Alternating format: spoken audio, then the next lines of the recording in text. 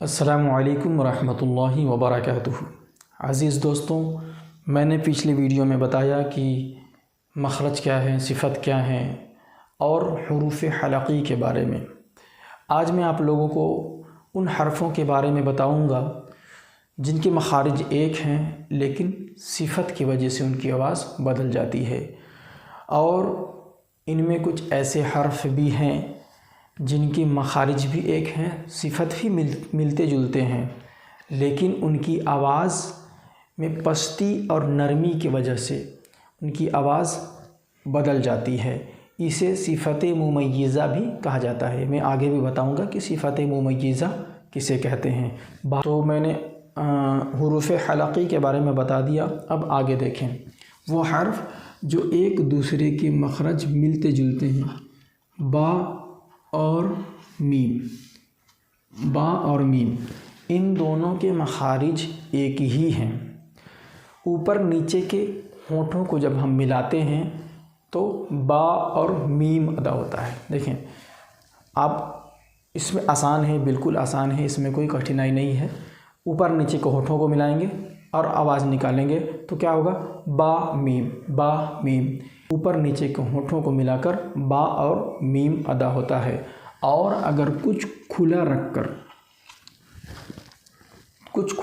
اوپر نیچے کے ہونٹوں کو ملائیں گے تو با میم ادا ہوگا، اور اسے کچھ کھلا رکھ کر ہم ادا کریں گے تو واو غیر مدہ۔ غیر مدہ اور مدہ کیا ہوتا ہے میں آگے بتاؤں گا۔ واو کی آواز میں ہونٹ گول ہو جاتی ہے۔ کچھ ایسے حرف ہیں جن کی آواز میں ہونٹ آٹومیٹکلی گول ہو جاتے ہیں، اور کچھ ایسے حرف ہیں جن کی ادائیگی میں ہونٹوں کو گول نہیں کرنا ہوتا ہے، لیکن ہم سے اپنے آپ ادا ہو جاتے ہیں، لیکن اسے بھی ہمیں سدھارنا ہے۔ سب سے اہم بات، ہمیں حرف کی ادائیگی میں اپنے منہ کو، اپنے چہرے کو نہیں بگاڑنا ہے کہ ہم جان بوجھ کر منہ کو بنائیں واو یا پھر با، ایسے بنانے کی ضرورت نہیں۔ آسان حرف ہیں، آسان طریقے سے نکالیں، جیسے با، میم، واو، جس طرح اس کی ادائیگی کا طریقہ ہے بس اتنا ہی اپنانا ہے ہمیں، نہ کہ ہمیں منڈی ہلانا ہے نہ منہ کو زیادہ ہلانا ہے۔ جتنا ادائیگی کا طریقہ ہے بس اتنا ہی اپنانا ہے۔ دونوں ہونٹوں کو ملا کر با اور میم اور کچھ کھلا رکھ کر واو غیر مدہ ادا ہوتا ہے، ایک مخرج۔ دوسرا، تا، دال اور طا، ان تینوں کے بھی مخارج ایک ہی ہیں۔ سیرہ زبان اوپر کے سامنے والے دانتوں کی جڑ سے، ہے نا، اوپر کے سامنے والی دانتوں کی جڑ سے تا، دال، طا ادا ہوتے ہیں۔ تا، دال، طا۔ سیرہ زبان یہ زبان ہے، اور یہ اوپر کے تالو ہے، یہ دانت ہے، یہ دانت کی جڑ ہے، تو اس سیرہ زبان کو ہم یہاں ادا کریں گے، ہے نا۔ یہ سیرہ جو زبان ہے، یہاں دانت کی جو جڑ ہے اس جگہ پہ ادا کریں گے تو کیا ادا ہوگا؟ تا، دال، طا۔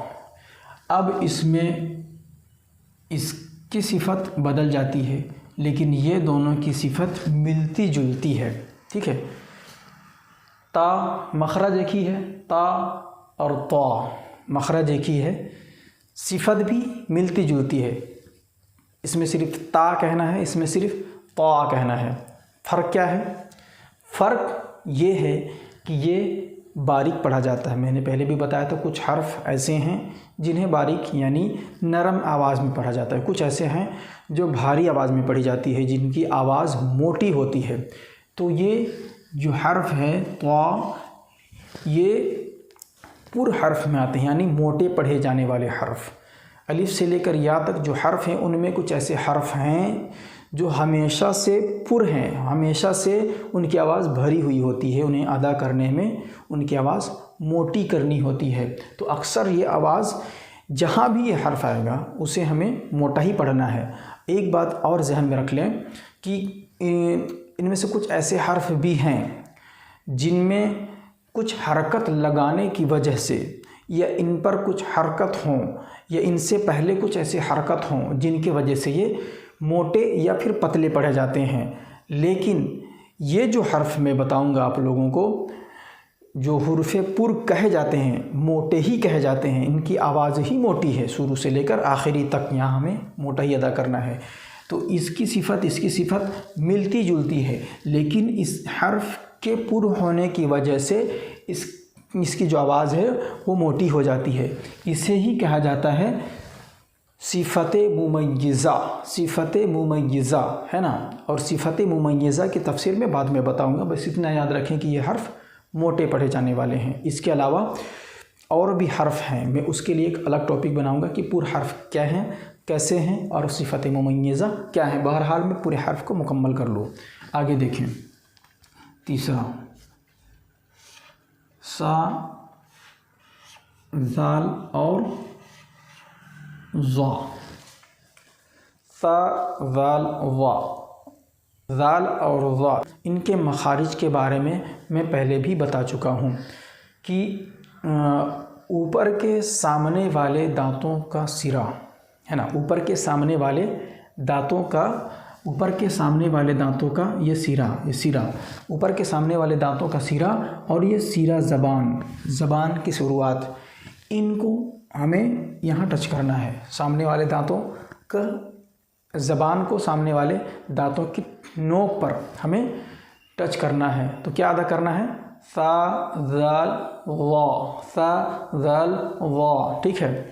اس قدر ادا کرنا ہے کہ دیکھنے والے کو ہماری جو زبان کی جو نوک ہے وہ ذرا سی نظر آئے، زیادہ نہیں، ذرا سی، جیسے میں ادا کر رہا ہوں، سا، ذال، وا، ایک دم آپ دیکھیں غور سے، سا، ذال، وا، نرم، ایک دم نرم انداز میں پڑھا جائے گا۔ اب یہاں پر دیکھیں، اس کی بھی آواز ملتی جلتی ہے، اس کی بھی آواز ملتی جلتی ہے، ذال، وا، لیکن اس میں بھی وہی بات ہے جو میں نے اس پر بتایا تھا۔ مخارج ان کے کیا ہیں؟ اوپر کے سامنے والے دانتوں کا سرا اور سرا زبان ملا کر سا، ذال اور وا ادا ہوں گے، لیکن ذال اور وا کے صفت ملتے جلتے ہیں۔ سا کی صفت الگ ہے، ان کی صفت ملتی جلتی ہے، اس لیے ملتی جلتی ہے، لیکن یہ بھی پر حرف ہے، یعنی یہ بھی موٹے پڑھے جانے والے حرفوں میں گنتی ہوتی ہے۔ تو اس پر بھی صفت ممیزہ ہے۔ یہ بھی طا اور وا، طا، وا، یہ دونوں پر حرف ہیں، موٹے پڑھے جانے والے حرف ہیں۔ تو ان کی مخارج ایک ہیں، صفت ان دونوں کی ملتی جلتی ہے، لیکن یہ جو ہے حرف جو ہے پر ہونے کی وجہ سے اس کی آواز موٹی ہو جاتی ہے۔ یہ ہوگی۔ اب آگے جو ہے اور بھی ایسے حرف ہیں جن کے مخارج ایک ہی ہیں، صفت الگ ہونے کی وجہ سے ان کی آواز بدل جاتی ہے، اور میں بتاؤں گا کہ پر حرف جو ہیں جو موٹے پڑھے جاتے ہیں، جن میں صفت ممیزہ پائی جاتی ہے، ان حرفوں کے بارے میں بھی میں آگے بتاؤں گا انشاءاللہ۔ ان تمام چیزوں کو آپ خیال رکھیں۔ اہم بات میں بتا دوں آپ لوگوں کو کہ یہ جو حرف ہیں عربی سیکھنے کے لیے سب سے زیادہ ضروری ہے مشق، یعنی بار بار ریپیٹ کرنا، ٹھیک ہے۔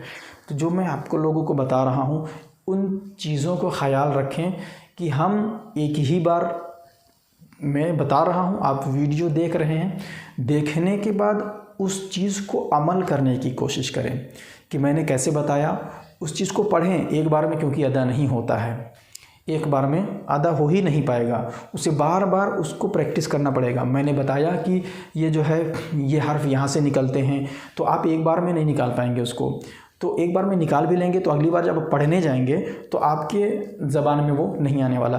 اسی لیے اس کو بار بار اس چیز کو رٹیں، اس چیز کو کوشش کریں کہ یہ حرف یہاں سے نکلتا ہے تو ہم اس کو بار بار اس کو ایسے ہی نکالتے جائیں، تو انشاءاللہ ویسے میں وہ ادا ہو جائے گی۔ تو ان چیزوں کا خیال رکھیں، تو انشاءاللہ بہت ہی جلد اچھی طریقے سے ہم پڑھ پائیں گے۔ السلام علیکم ورحمۃ اللہ۔